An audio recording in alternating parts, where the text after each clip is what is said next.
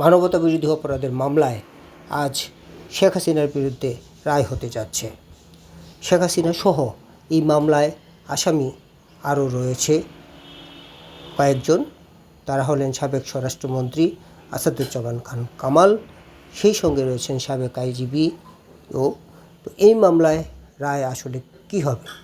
এই মামলায় কিন্তু রাজসাক্ষী হিসেবে আছেন সাবেক পুলিশ প্রধান আবদুল্লাহ আল মামুন। এই রায় ঘিরে কিন্তু ইতিমধ্যে রাজনৈতিক উত্তেজনা শুরু হয়েছে। বলা হচ্ছে যে শেখ হাসিনার নির্দেশেই হয়েছে জুলাই হত্যাকাণ্ড এবং তার বিরুদ্ধে অন্তত 5টি অভিযোগ দাঁড় করানো হয়েছে আন্তর্জাতিক অপরাধ ট্রাইব্যুনালে এবং প্রসিকিউশন আশা করছে যে শেখ হাসিনার বিরুদ্ধে সর্বোচ্চ শাস্তি নিশ্চিত করা হবে। অর্থাৎ প্রসিকিউশনের পক্ষ থেকে বলা হয়েছে যে তার বিরুদ্ধে আনীত সমস্ত অভিযোগগুলো সন্দেহাতীতভাবে প্রমাণিত করা হয়েছে আদালতে এবং সেই প্রেক্ষিতে শেখ হাসিনার সর্বোচ্চ শাস্তি হবে। আইন কি বলছে? আদালতের যে আইসিটি অ্যাক্ট যে আইন করা হয়েছে সে আইনে রয়েছে যে সর্বোচ্চ সন্দেহাতীতভাবে যদি কোনো শাস্তি প্রমাণিত হয় আদালতে, সেই ক্ষেত্রে এক ব্যক্তির মৃত্যুদণ্ড পর্যন্ত হতে পারে, এমনকি হতে পারে যাবজ্জীবনও। সেই জায়গায় দাঁড়িয়ে শেখ হাসিনার যারা পক্ষে যে আইনজীবী রয়েছে, অর্থাৎ রাষ্ট্রনিযুক্ত যে শেখ হাসিনার পক্ষের আইনজীবী বলেছেন যে শেখ হাসিনার বিরুদ্ধে যে অভিযোগগুলো তারা উত্থাপন করা হয়েছে সেই অভিযোগগুলো কিন্তু প্রমাণিত আসলে আদালতে হয়নি। অর্থাৎ শেখ হাসিনা বেকসুর খালাস পাবেন, কিন্তু প্রসিকিউশন বলছে যে বেকসুর খালাস পাওয়ার কোনো সুযোগ নেই।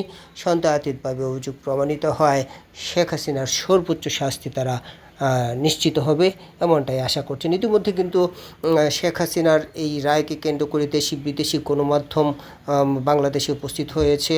আজ 11টায় কোর্ট বসবে এবং বাংলাদেশ টেলিভিশনের পক্ষ থেকে কিন্তু এই রায়ের কার্যক্রম সরাসরি সম্প্রচার করা হবে এবং ঢাকায় বড় বড় গুরুত্বপূর্ণ স্থানগুলোতে কিন্তু বড় স্ক্রিনে এই রায় দেখানো হবে।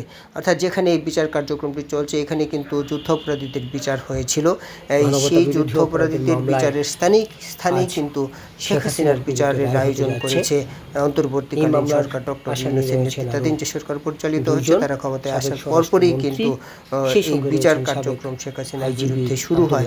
অর্থাৎ অনেকেই বলছেন শেখ হাসিনার যে জায়গায় বিচার করেছেন যুদ্ধাপরাধীদের সেটার প্রতিশোধ হিসেবেই কিনা এই বিচার প্রক্রিয়া শুরু করা হয়েছে।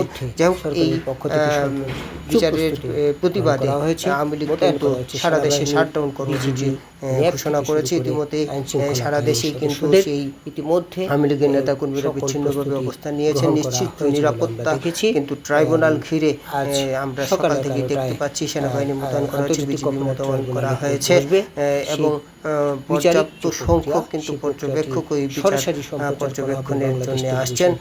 সব মিলিয়ে কিন্তু সবাই অপেক্ষা করছেন সাবেক প্রধানমন্ত্রী বঙ্গবন্ধুর কন্যা রাজ বিরুদ্ধে কি রায় হতে যাচ্ছে।